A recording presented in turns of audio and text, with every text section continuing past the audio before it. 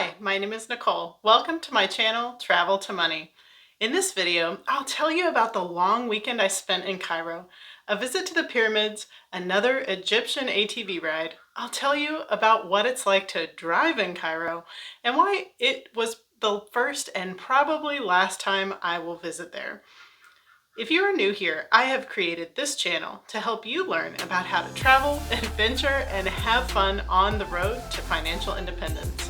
I have traveled the world, paid off a house in Spain, and I've made big moves toward financial independence. I believe that the road to financial freedom can and should be fun.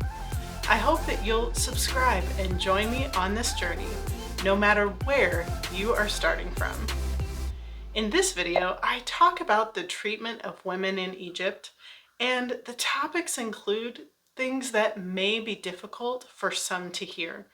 I don't go into great detail, but I just want to make sure that everyone listening is able to avoid any unnecessary triggers. Okay, so in the last video, I talked about the 7-week stay that my best friend and I booked in Hurghada, Egypt. Hurghada is on the Red Sea and is about a 5-hour drive from Cairo. It took us a while to get our bearings in Hurghada, but after a while we decided that a long weekend trip to Cairo should be in our plans before leaving Egypt. I don't remember how exactly I decided, but we ended up renting a car through Europcar for about $165 US for 5 days. Now, car rentals in just about any country I've traveled to are stick shift, which is fine by me, but make sure you request an automatic if you can't drive a stick. But be forewarned, it will cost you. Stick shift is more fun anyway, so if you know how to drive one, you'll be winning.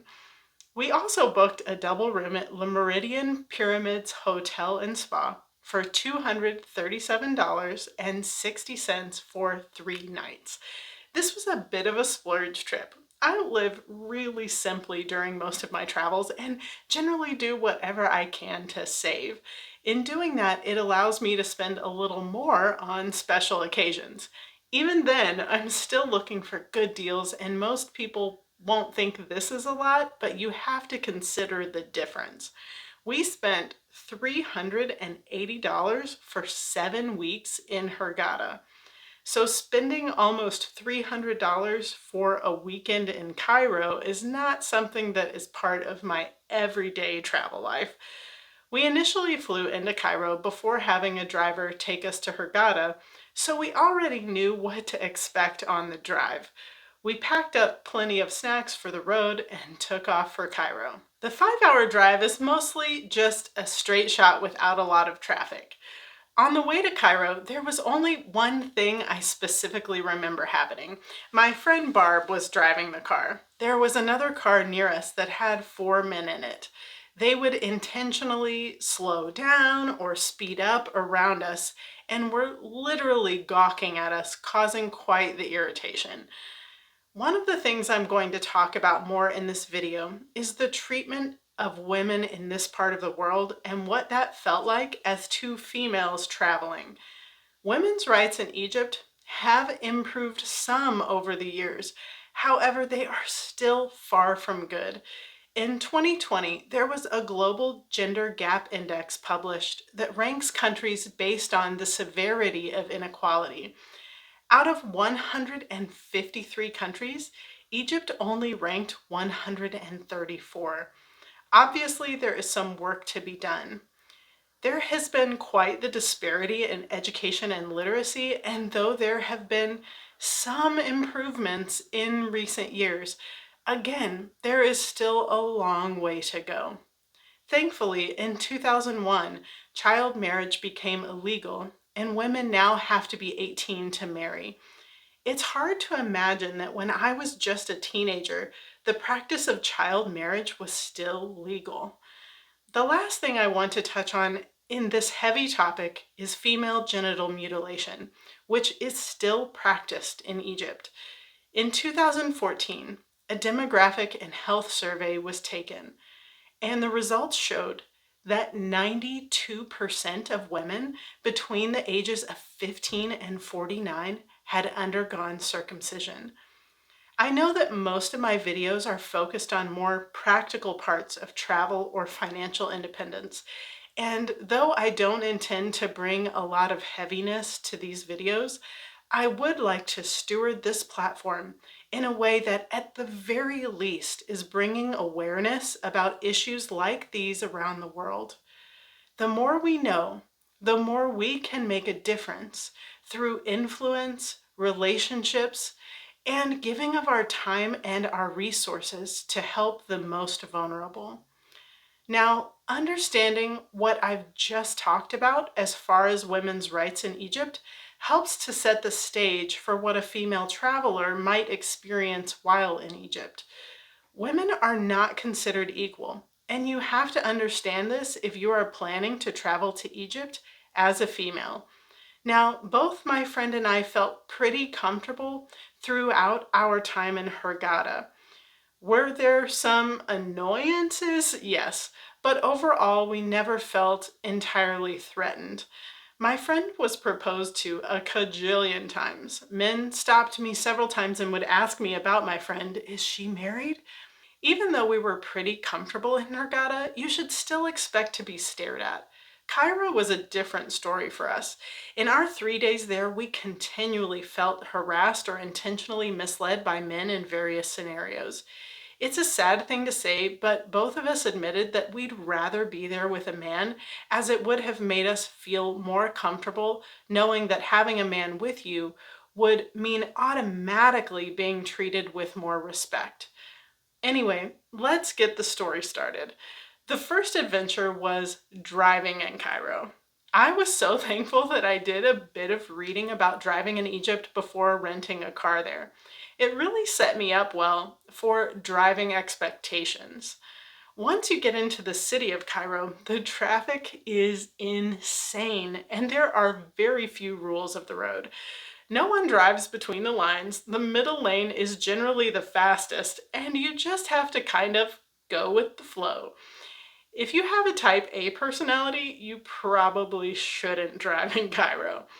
I really don't mind it though. Sometimes just following the crowd is easier than trying to remember different rules of the road. We got our hotel, and it was really nice with a view from the pool area of the pyramids that were also within walking distance. The hotel offered a safe space for us to feel comfortable, which was a stark contrast to being outside of the hotel. The outdoor pool area was very nice. They offered different restaurant options inside the hotel, and the indoor pool and hot tub area were enjoyable as well. After our first night at the hotel, the next day we decided to walk over to see the pyramids. Most people were being driven in, so two females walking alone made us a bit of a target. There were different men standing around looking like they were trying to sell something or offering services, none of which seemed to be professional. A man approached us and began talking to my friend. No matter how many times she told him we weren't interested or tried to walk away, he followed and was very aggressive. He tried to tell us that we had to go in a certain way, and it appears was trying to sell us some sort of camel ride, which we wouldn't have done regardless. We never even made it into the pyramids that day because his harassment was so severe that we turned around and walked out and back to our hotel. Most of that day was a wash thanks to that situation. Because of this, we decided to book a tour to see the pyramids for the next day. We ended up booking a guided tour of the pyramids with ATVs. The total was $40 per person and lasted several hours. We were picked up outside of our hotel and driven in. Once we got to the actual entrance, we realized that if we had just kept walking a bit the day before, we would have gotten to the entrance just fine. The ATVs were a separate part of the experience from seeing the pyramids. We were taken by our guide, who took us to two gentlemen who we followed on our ATVs. They took us out to an area of sand dunes where you could see the pyramids in the background. Rather than a long ride like our ATV trip in Hurghada, this one was more about riding around on the dunes, which was a different but fun experience. These ATVs were not in nearly as nice a condition as the ones on our trip in Hurghada, but they still worked and got the job done. After some fun riding around in the sand and taking cool photos, we met back up with our guide, who then took us to explore the area of the pyramids. Having a guide was actually helpful in knowing what we were looking at, where to go, and where to take the best photos. If I'm going to do a tour, generally I like private tours better, so it was nice having someone dedicated to our experience. After seeing the pyramids, they took us for a traditional meal. Thanks to a decent tour, day 2 was more of a success. Then there were a couple of times that we took an Uber into the city. All of our experiences there were rough. On one evening, we were walking up to the Egyptian Museum. A kind man approached us at the entrance with impeccable English and a friendly smile. He said the entrance was temporarily closed, although I don't remember the reason he gave, saying it would reopen in 30 minutes. He didn't seem pushy and just engaged us in conversation. After a couple of minutes, he suggested we check out a couple of stores across the street. He kindly showed us into a shop that had some back rooms. My friend immediately turned to me and said that she didn't feel comfortable. So we decided to leave.